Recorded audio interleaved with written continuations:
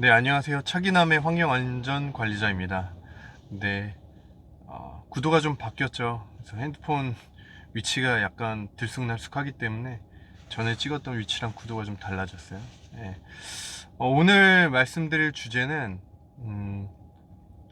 환경안전 구직자가 과연 이제 무엇을 갖춰야 되는가에 대해서 말씀드릴 텐데, 이건 이제 신입사원 기준이라고 보시면 될 것 같아요. 신입사원.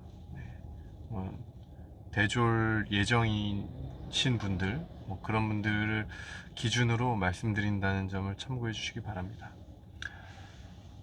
일단은 환경안전 관리자인데, 애초에 대학교에서의 과가 환경안전을 동시에 커버하는 과는 아마 많이 없을 거예요. 그래서 환경 관련된 학과 따로, 뭐 안전 관련된 학과 따로, 뭐 소방 관련된 학과 따로 이렇게 되기 때문에 어, 애초에 대학교 때부터 예, 뭐 나는 환경 전공하면서 환경 관련 자격증도 따고 뭐 안전 관련 자격증도 딸 거야. 뭐 능력이 되시면 그렇게 하면 좋죠. 근데 글쎄요, 제 생각에는 일단 내가 갖고 있는 전공과 관련된 지식을 충분히 만들어야 되고, 거기에 대한 어떤 자격 요건을 충분히 갖추는 것이 먼저가 될 것 같아요. 예, 그게 먼저 되고 나서 그 다음에 이제 뭐 산업안전기사든 뭐 소방 관련된 자격증이든 따면 좋겠죠. 그래서 그렇게 하시는 게 좋을 것 같다라는 건 말씀을 드립니다. 일단은 스펙 관리가 굉장히 중요할 것 같아요. 스펙 관리, 학점, 뭐 자격증, 뭐 영어, 뭐 기타, 뭐 어떤 뭐 어디 가서 수상하는 거, 이런 것들이 중요한데, 이게 왜 중요하냐면은, 저도 이제 처음에 취업할 때 마찬가지였지만, 이건 제가 직접 인사 담당자한테 들은 거예요. 제가 처음 취업했을 때 한 포지션에 구직자가 뭐 적게는 뭐 10명부터 시작해서 많게는 뭐 100명, 1000명 이렇게 지원을 하잖아요. 워낙에 이제 취업을 하려고 하시는 분들이 많으니까. 그럼 그렇게 되다 보면은 거기 있는 어떤 스펙 사항이나 뭐 여러 가지 자격 요건, 뭐 자소서 이런 것들을 일일이 먼저 읽어볼 수가 없어요. 시간적으로. 인사 담당자든 뭐 현업에 계신 관리자분이든 그걸 다 할 수가 없다고요. 그러면은 이제 1차적으로 필터링을 합니다. 그냥 1등부터 꼴등까지 줄을 매기는 거예요. 물론 이제 그 기준은 회사마다 좀 다르겠죠. 뭐 학교 기준이 될 수도 있고, 학점 기준이, 아니면 여러 가지 기준들이 이제 복합이 돼서 뭐 어떤 거에는 몇 점을 부여하고 어떤 거에는 몇 점을 부여하고, 이렇게 해서 어쨌든 이런 식으로 해서 1등부터 꼴등까지 쫙 세워요. 그 다음에 커트하죠. 커트라인. 뭐 100등까지 하겠다. 근데 100등 이후는 그냥 끝인 거예요. 거기서. 냉정하지만 그렇게 하더라고요. 왜냐면은 인원이 너무 많으니까 물리적으로 그거를 감당할 수가 없는 거예요. 그래서 어떤 프로그램상으로 뭐 일단은 100등까지만 이제 정리를 하는 거죠. 정리한 다음에 이제 그 뒤부터는 뭐 그 100개의 자소서, 이력서 자소서를 현업에 보내서 검토하고, 거기서 이제 한 번 더 필터링하고, 뭐 이런 과정이 있습니다. 그래서 1차적으로는 스펙 관리가 그렇기 때문에 중요해요. 일단은 순위 안에 들어야 되거든요. 순위 안에 들어야지 그 현업부서 관리자가 한 번이라도 볼 수 있는 기회가 생깁니다. 스펙 관리가 안 되면 거기에도 들 수가 없다라는 거죠. 그리고 학점은 공부를 열심히 해야 됩니다. 공부를 열심히 해서 일단 기본적인 학점을 받을 필요가 있을 것 같아요.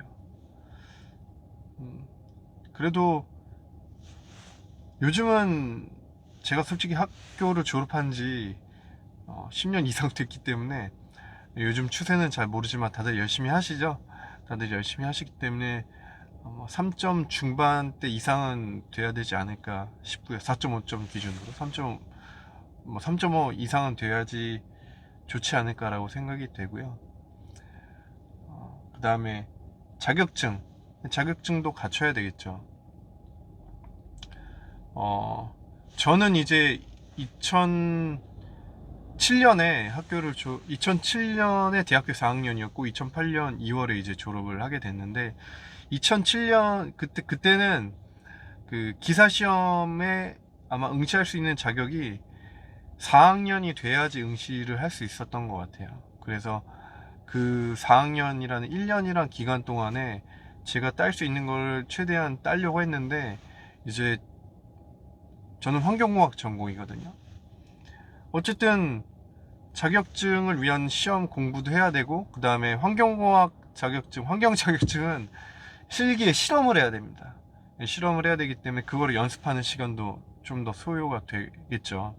그냥 단순히 앉아서 공부하는 게 아니거든요. 가서 실험 기구를 만져서 실제로 이제 성과를 내야 되는 거기 때문에 그런 것들을 다 하다 보면은 저는 어쨌든 결과적으로 그 4학년 1년이란 시간 동안에 2개의 자격증, 수질기사, 그 다음에 대기기사를 땄어요. 사실 이것도 뭐 사람마다 다르겠지만 굉장히 잘한 거라고 생각합니다.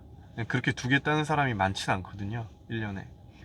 그래서 그렇게 2개를 땄고, 그러면 이제 산업안전 쪽이다 그러면 산업안전 기사는 제 생각에는 기본적으로 있어야 돼요. 범용성이 좋기 때문에. 그 다음에 만약에 내가 가려고 하는 데가 뭔가를 원하는 게 있다, 일단 가려고 하는 데가 분명해야 되겠죠. 그러려면 타겟팅이 분명해야 되는데, 거기서 소방 관련된 일을 하고 싶다 그러면 소방, 혹은 보건 관련된 것도 있을 것 같아. 그럼 보건, 뭐 위생기사, 뭐 위험물, 뭐 산업기사, 이런 것도 이제 취득을 할 수가 있겠죠.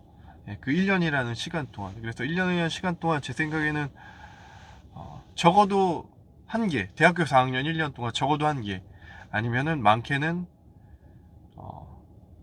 2개, 뭐 그 이상을 할 수 있으면 좋겠지만 아마 시간이 정말 만만치 않을 겁니다. 그래서 2개 정도만 따도 그 대학교 4학년 때는 많이 딴 거다라고 저는 생각이 듭니다. 그리고 영어 점수도 좀 갖춰야 되겠죠. 내가 일하려고 하는 데가 기본적으로 토익 점수나 뭐 스피킹이나 그런 걸 요구하는 레벨이 있으면은, 제 생각에는 영어는 정말 내가 막 대기업이나 뭐 공사 이런 데 갈 거가 아니다라고 하면은 기본적인 요건만 맞추시면 돼요. 뭐 지원하는데 기본에 600 이상이어야지 지원이 가능하다 그러면은 그 이상만 맞추시면 돼요. 예, 그 이상을 노력하시다 보면은 뭐 굉장히 토익 시험 공부, 뭐 영어 시험 공부 들어가는 시간도 많이 소요가 되기 때문에, 어쨌든 기본적인 요건 갖추는 것 정도로만 하셔도 이 전략을 짜는 데 있어서 충분하겠다라는 생각이 듭니다. 그 다음에 자소서인데, 자소서 같은 경우는 사실 모르겠어요. 신입사원 같은 경우는 쓸 게 많이 없잖아요. 뭐 어떤 업무를 경험한 것도 아니고, 결국에는 내 인성, 나의 어떤 성격, 뭐 그런 것들을 강조하는 내용들 위주로밖에 쓸 수 없겠죠. 없는데, 다만 이제 내가 경험했던 사항들 중에 뭐 안전이나 환경 관련된 어떤 내용을 어필할 수가 있겠다라고 하면은 그걸 쓰시면 좋을 것 같아요. 근데 너무 이거를 또 없는 내용을 지어서 쓰시면 안 돼요. 이런 것들은 대화를 하는, 그러니까 인터뷰하는 과정에서 질문 몇 개 주고받고 대답하다 보면은 다 들통이 납니다. 이 사람이 어떤 생각을 갖고 이걸 썼는지, 실제로 이것을 해본 건지, 이런 것들은 질문 몇 개 하면 다 들통이 나기 때문에 없는 내용을 뭐 만들어 쓰실 필요도 없고, 어거지로 그걸 맞춰서 막 안전, 뭐 환경 맞춰서 막 그렇게 작성하실 필요도 없을 것 같아요. 그냥 가능하다 그러면 그걸 쓰시면 되고, 불가능하다 그러면 아예 안 쓰시는 게 아마 인터뷰 때는 더 낫지 않을까라고 생각이 됩니다. 네. 그래서 오늘은 한 이 정도 내용을 말씀을 드렸고, 뭐 저 같은 경우는 약간 특이한 케이스이긴 해요. 왜냐면은 저는 환경 전공을 해서 대학교 4학년 때 환경 관련된 자격증을 갖춰서 이제 환경, 그 이제 엔지니어링 회사, 플랜트 엔지니어링 회사에 공정 설계하는 걸로 이제 취직을 했는데, 결국에는 저는 환경 안전 관리자 하고 있죠. 이거는 굉장히 완전 다른 포지션이라고 보시면 돼요. 전혀 상관이 없습니다. 전혀 상관이 없는 포지션인데, 제가 이 제강 회사에 환경안전관리자로 취직할 때는 그 회사에 계신 분이 좀 잘 봐주신 게 있어요. 이제 신입사원이지만 그래도 회사 생활에 경력이 있었고, 그 다음에 전공도 뭐 했고, 뭐 점수도 있고 자격증도 있고, 그래서 그래도 신입사원으로 뽑지만 이 사람이 이제 경력이 있으니까 더 능동적으로 일을 열심히 할 수 있겠다라는 생각을 갖고 이제 뽑아주셨죠. 참고로 제 환경 플랜트의 경력 3년은 이제 환경안전직으로 포지션으로 넘어가면서 그때는 인정을 받지 못했어요. 인정을 받지 못했어요. 그래서 경력 인정받지 못하고 그냥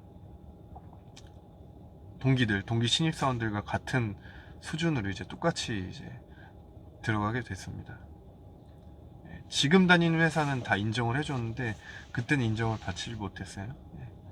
그래서 커리어 패스를 관리를 잘 하는 것도 좀 중요하다라는 거를 좀 말씀을 드립니다. 한 방향으로 좀 가셔야 돼요. 저 같은 경우는 정말 흔하지 않은 케이스고 중간에 저는 어쨌든 손해 같은 걸 또 봤기 때문에 커리어 패스 관리도 잘 하셔야 돼요. 뭐 이 얘기는 제가 나중에 할 수 있는 기회가 있다면은 좀 더 구체적으로 말씀을 드릴 수 있도록 하겠습니다. 그래서 오늘은 환경안전관리자가 구직할 때 이제 구직하는 과정에서 뭘 준비해야 되느냐, 신입사원 기준으로 좀 말씀을 드렸습니다. 네. 이상으로 마치겠습니다. 네, 감사합니다.